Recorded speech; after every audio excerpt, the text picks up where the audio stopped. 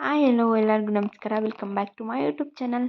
So ನಾವಿವತ್ತು ಕಾವೇರಿ ಸಾಯಿಧಾಮ ಅನ್ನೋ ಪ್ಲೇಸಲ್ಲಿದ್ದೀವಿ. So ಇದು ಬಂದ್ಬಿಟ್ಟು ಶ್ರೀರಂಗಪಟ್ಟಣ ಹತ್ರ ಇದೆ. ಶ್ರೀರಂಗಪಟ್ಟಣದಿಂದ ಎಷ್ಟು ಕಿಲೋಮೀಟ್ರ್ ಆಗುತ್ತೆ ಅಂತ ಅಷ್ಟಾಗಿ ಗೊತ್ತಿಲ್ಲ. ಮಿನಿಮಮ್ ಅಂದರೆ ಒಂದು 10 ಕಿಲೋಮೀಟರ್ ಆಗಬಹುದೇನೋ. ನಾವು ಕೂಡ ಹೋಗಿದ್ವಿ. ಸೊ ಹಾಗೆಯೇ ನಾವು ಇಲ್ಲಿ ತನಕ ಯಾವಾಗಲೂ ವಿಸಿಟ್ ಮಾಡಿಲ್ಲ. ಪಕ್ಕ ಇದ್ರೂ ಒಂದ್ಸಲ ವಿಸಿಟ್ ಮಾಡೋಣ ಅಂತ ಹೇಳ್ಬಿಟ್ಟು ಹಾಗೆ ಉಕ್ಕಡ ಮುಗಿಸ್ಕೊಂಡು ಅಲ್ಲಿಗೆ ಹೋದ್ವಿ. ಇಲ್ಲಂತೂ ಬುದ್ಧ ಪೌರ್ಣಮಿ ದಿನ ಸಿಕ್ಕಾಬಿಟ್ಟೆ ಜನ ಇರ್ತಾರೆ. ಆ್ಯಂಡ್ ಮಾರ್ನಿಂಗಿಂದ ಸಿಕ್ಕಾಬಿಟ್ಟೆ ರಶ್ ಇತ್ತಂತೆ. ನಾವು ಹೋದಾಗ ಆಲ್ರೆಡಿ ಒಂದು 5:30 6 o'clock ಆಗಿತ್ತು. ಸೊ ಅದರಿಂದ ಅಷ್ಟೊಂದೇನು ರಶ್ ಇರಲಿಲ್ಲ. ಸೊ ಒಳಗಡೆ ಹೋದ್ವಿ, ಒಂಥರ ಮನಸ್ಸಿಗೆ ಸಮಾಧಾನ ಅನ್ನಿಸ್ತು. ಸೊ ಹಾಗೆ ಒಳಗಡೆ ಹೋಗ್ತಿದ್ದಂಗೆ ಅದು ಮಾಡಿರೋದಷ್ಟೇ ಸ್ಟ್ಯಾಚು ನೋಡ್ಬಿಟ್ಟು ಸಿಕ್ಕಾಬಿಟ್ಟೆ ಅಂದರೆ ಒಂಥರ ಅನ್ನಿಸ್ತು, ಯಾರು ಮಲಗಿದ್ದಾರೆ, ನಿಜವಾಗ್ಲೂ ಮಲಗಿದ್ದಾರೆ ಅಂತ ಒಂಥರ ಅನ್ನಿಸ್ತು. ಆಮೇಲೆ ಗೊತ್ತಾಯಿತು ಅದನ್ನು ದುಡ್ಡಲ್ಲಿ ಅಥವಾ ಏನೋ ಇದರಲ್ಲೇನೋ ಮಾಡಿ ಆ ಥರ ಸಾಯಿಬಾಬಾ ಮಲಗಿಸಿದ್ರು. ಸೊ ಅಲ್ಲಿಂದ ನಾವು ಬೇಗ ದರ್ಶನ ಮಾಡ್ಕೊಂಡ್ವಿ. ಅಷ್ಟೊಂದೇನೂ ಕ್ಯೂ ಇರಲಿಲ್ಲ.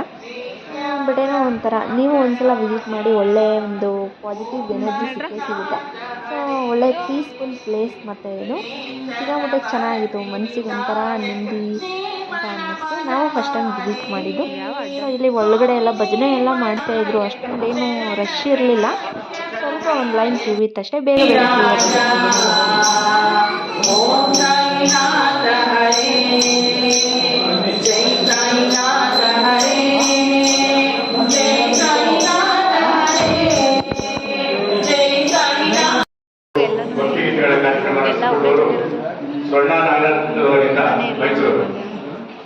ಅಕ್ಕ ಅಕ್ಕ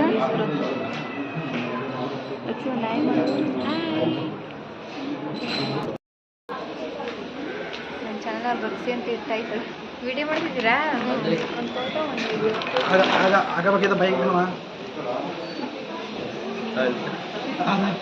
ಮತ್ತೆ ಇಲ್ಲೇ ಪಕ್ಕದಲ್ಲೇ ಕಾವೇರಿ ನದಿ ಇದೆ ಅಂತ ನಿಜವಾಗ್ಲೂ ಗೊತ್ತಿರಪ್ಪ. ಇದೇ ಫಸ್ಟ್ ಟೈಮ್ ವಿಸಿಟ್ ಮಾಡಿರೋದ್ರಿಂದ ನಂಗೆ ಗೊತ್ತಾಗಿದೆ ಇಷ್ಟು ದೊಡ್ಡ ರಿವರ್ ಇದೆ ಅಂತ. ಇಷ್ಟು ನೀರಿದೆ ಅಂತ ಅಂದರೆ ಭಯ ಆಗ್ತಿತ್ತು ನಿಜ. ಜಾಸ್ತಿ ಮಳೆ ಬಂದಾಗ ಮೇ ಬಿ ದೇವಸ್ಥಾನಕ್ಕೆ ಬರ್ಬೋದು ನೀರು ಅಂತ ಹೇಳ್ತಾ ಇದ್ರು. ಅಲ್ಲೇ ಊಟದ ಹಾಲ್ ಕೂಡ ಇದೆ, ಭೋಜನಾಲಯ, ಅಲ್ಲೂ ಕೂಡ ನೀರು ಒಂದಷ್ಟು ಬಾಯ್ ಜೋರಾಗಿ ಹೇಳ್ರು ಹೋಗ್ಲಿ. ಆ್ಯಕ್ಚುಲಿ ಹೇಳ್ಸುವೆ, subscribe to my YouTube channel. ಸರಿ ಮಾತಾಡು. ಬರೋಣಕ್ಕಿ ಹಾಯ್ ಫ್ರೆಂಡ್ಸ್ ಅವ್ನಿಗೆ ಹೇಳಕ್